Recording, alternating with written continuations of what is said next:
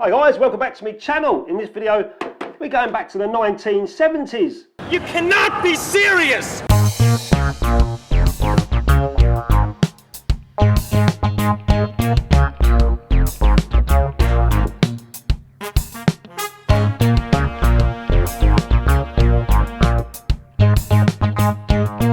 Everything about the 70s and 80s I thought was brilliant, but these films that I've got here are from 1977 and 1975. I'll quickly go through the films that I've got. These were sent to me by a follower on Instagram and a guy that I follow as well called John Esco. And he said he was recently gifted these. I'm just reading his message. He messaged me, he said he was recently gifted these films, but he saw that I like dabbling with the older stuff. And he said, would you like to, can I send them to you and you can do what you want with them? I said, yeah, go on, John, send them over.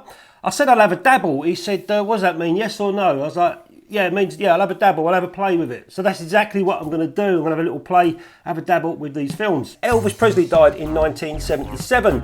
The Bee Gees were staying alive. Mike Tyson looked like this. The Apple II computer was released. Star Wars was the movie of the year. Kanye West was born along with Tom Hardy. The Nikon FM was released and Pentax K1000 came a year later in 1978. The UK was partying in the streets for the Queen's Silver Jubilee. Cortinas looked like this, I looked like this, and the Concorde made its debut. Kenny Dalglish was signed for Liverpool, and the Scottish beat England 2-1 at Wembley and then decided to completely trash the pitch. Well, there we are, a fine victory for Scotland. Got these on my merch store, have a look. And you're probably thinking that this is 120 film. This is not. This is paper as well. So he sent me some darkroom paper from the 70s. So I'll be really interested to see if this stuff works. It says Kodak bromide paper, contrast number 2. So that'll be interesting to try later on in the darkroom. So I've got 2 rolls of this colour film, which I think is E4 development. It's called Fuck Christ, that's a tongue twister, isn't it?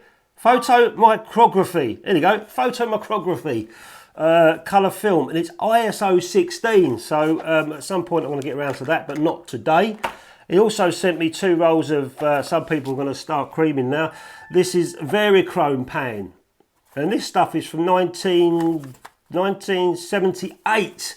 So I've got 2 rolls of Verichrome pan from 1978. I've never shot this. This is black and white film, but the pièce de résistance, look at this. I've got 2 rolls of Kodak Tri-X 400 speed from 1977.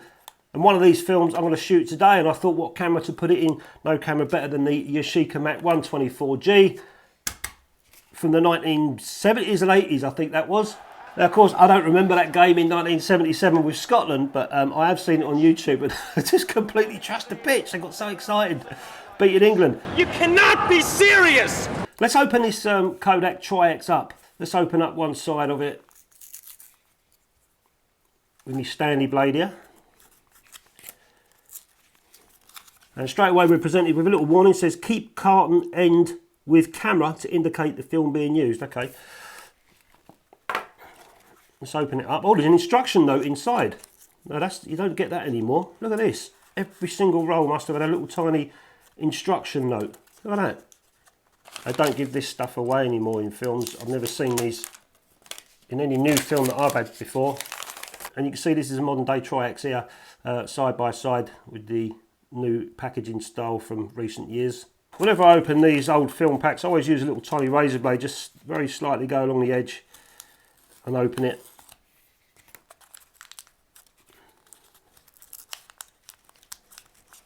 And there it is, there's the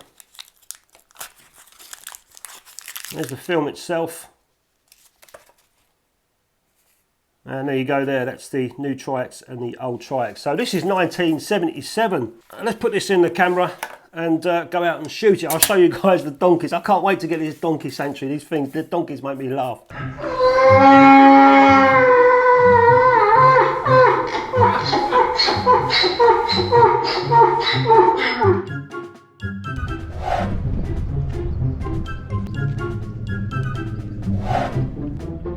Check his eyes from the flies on.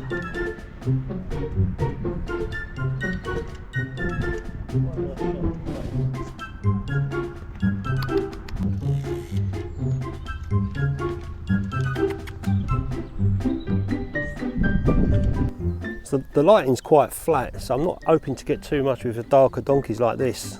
It'd be nice if the sunlight was on them, but it's not. So maybe the lighter coloured donkeys, the whiter ones, will make for better pictures. These ones are a bit dark, and like I said, the lighting's not that great. I'm trying to be quiet around them, not to disturb them. And all of these donkeys have been rescued from all over the UK. I don't know, I'm not sure about the worldwide, but I think that they've all been rescued from the UK. So you can see some of the donkeys on here. This one here is called Charity. It says Charity is one of a group of 10 donkeys who was rescued from a slaughterhouse in France. So it is worldwide. I thought it was just the UK only.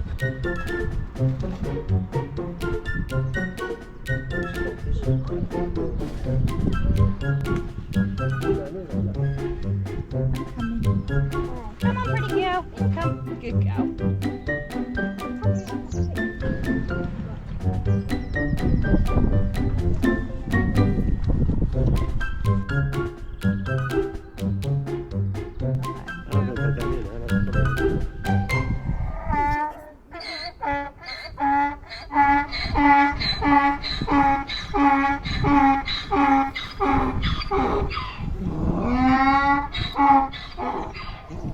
Now, I don't think I'm winning too much with the donkeys. It's proving to be quite difficult with this lens and camera. I'm going to take a picture of my wife. Why not? Let's not waste the film, eh? Just turn to the side a bit, Em. Turn to the side. That's it. Now look over to me.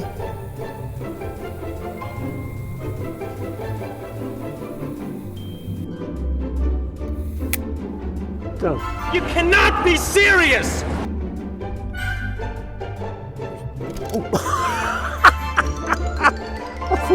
Hello. That's been quite tricky trying to get the photographs of these donkeys. You've got these fences that are kind of up here, and the donkeys' heads are lower than the fences, and all this chicken wire in the way. So it's been quite hard to get photographs, but I don't know, we'll soon when we get back see what we've got. I've got out the digital camera as well, so I'm taking a few pictures on that. It's a 28mm lens, so I've got more chance getting closer.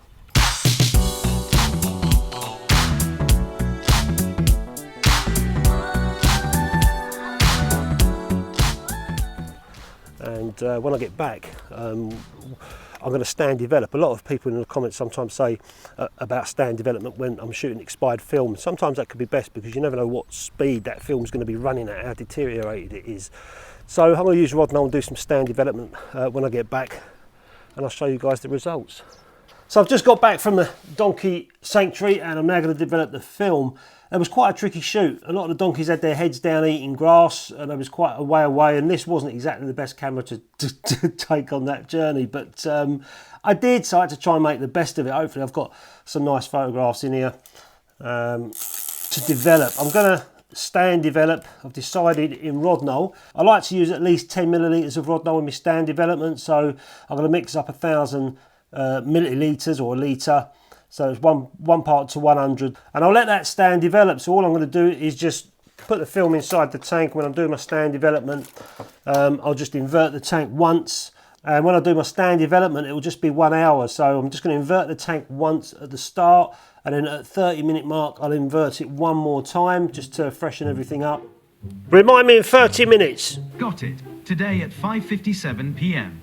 What's the reminder? You cannot be serious! So in goes the film. I'm expecting this film to be super curly, and it might even be a bit of a struggle to try and get onto the reel, but I'll soon let you know. I'll show you the backing paper as well, what that looks like. Yeah, it is definitely curly. It's really clogged springs going on in there. Also trying to get the tape off as well. Sometimes that stuff's really stuck on after that amount of years. Oh, it's peeling all the backing paper off. My God. This is going to be a tough one. Yeah, it's proper curly. Oh my God. It's so tight and curly. God blimey. What it's doing, it keeps pinging off the reel. I've actually got it on. Oh boy. Oh, you sod. Crikey. I'm really struggling to get this on the reel. Slowly but surely going on, but it's bloody tight.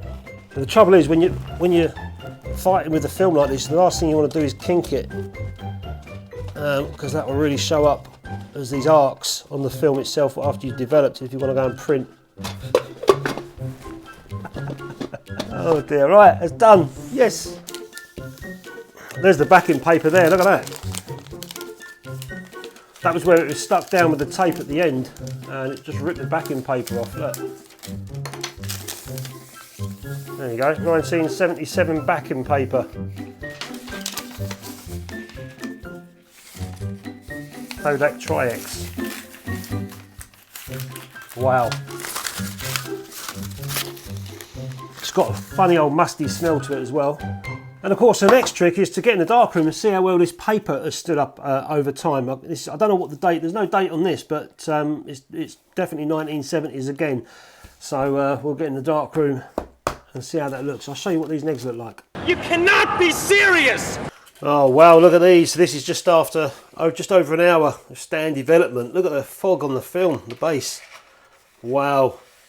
And there's not a great deal of density going on at all. Look at that. Let's get a little bit closer. I'll show you some imperfections as well on the film that's happened over time. When we go closer, there's the picture of me and my wife there, but look at the base of the film, all these imperfections. You can see all these imperfections here on the emulsion itself, and that's run right across the whole film. I've already scanned these. Let's look at the edge markings. So there you can see it. Kodak's calling it Kodak Safety Film.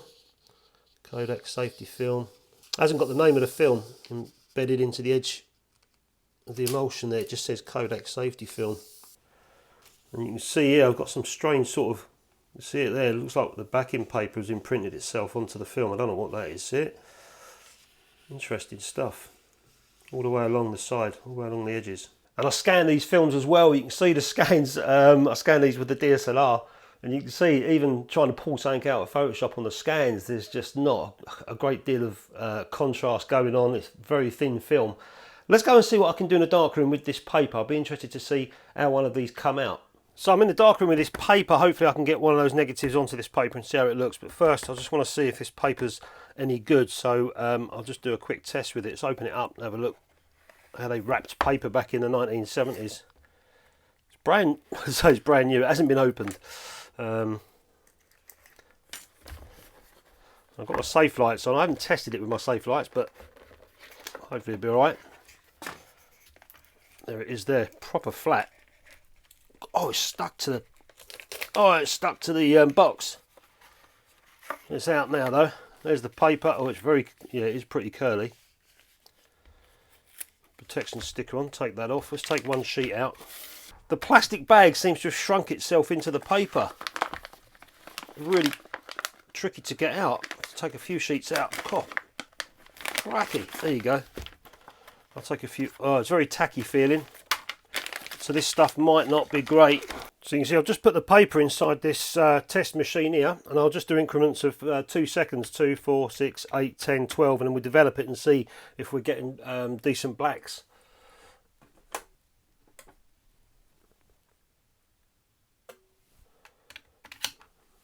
It's about 2.5 seconds actually. But by doing this, I should be able to see if the paper's looking okay to print with. I'm not sure what I'm going to get. I haven't got a clue. I've done this before with expired paper and it hasn't hit its blacks whatsoever, and it's just been muddy looking. And again, it all depends how it's been stored. If it's been stored with that film, then I doubt we're going to get much with it. It's very thick, heavy paper. In it goes. Let's see what happens here. This is all fresh chems, fresh developer, stop and fix. There'll definitely be silver on there still, but how well this paper's aged, the emulsion, it's just starting to come through now. It's taking its time. Oh, there we go. We can start seeing some results. So I won't bore you with this. I'll show you the results after I've stopped and fixed it. I'm going to leave this in here for 2 minutes. See how it looks. So I've just done two. I did one test at 3 seconds. It wasn't 2, it was 3 seconds. 3, 6, 9, 12, 15, 18. I just thought it wasn't getting to the blacks I needed, so I ended up doing a step wedge, which is this one here.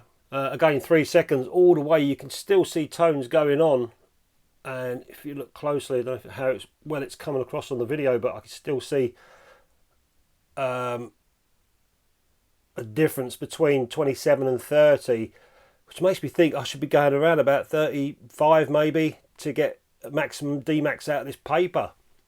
But okay, let's try and print now anyway, see what we can do. At least we know the paper's working. It's just taking the light longer to absorb into the silver and the paper and the emulsion, and a little bit longer to develop. So let's carry on anyway.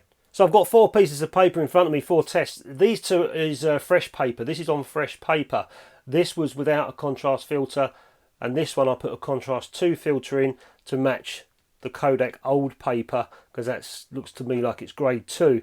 Exactly the same times, 10 seconds each one. It's quite foggy. The old Kodak paper's coming out quite foggy, but I was really surprised because this is the very first piece of Kodak paper that I tested earlier on, and after developing and fixing, the paper looks pretty much white, whereas this one is kind of gone dull and foggy.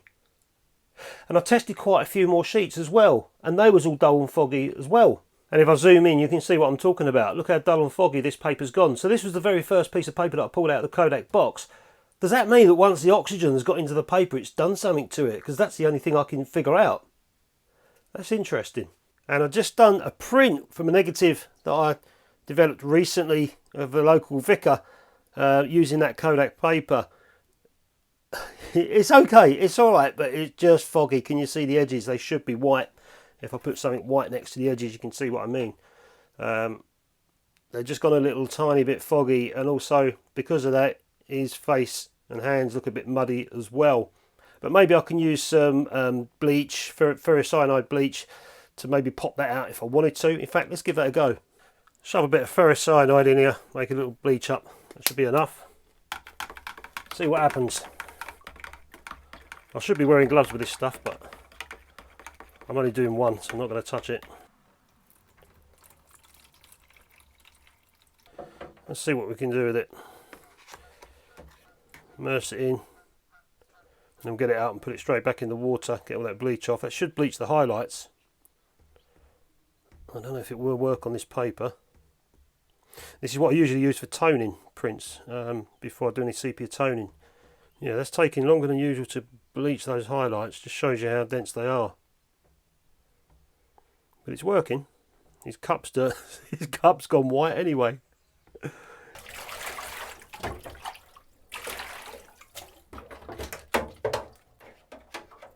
I need to fix this again, otherwise this will go all strange.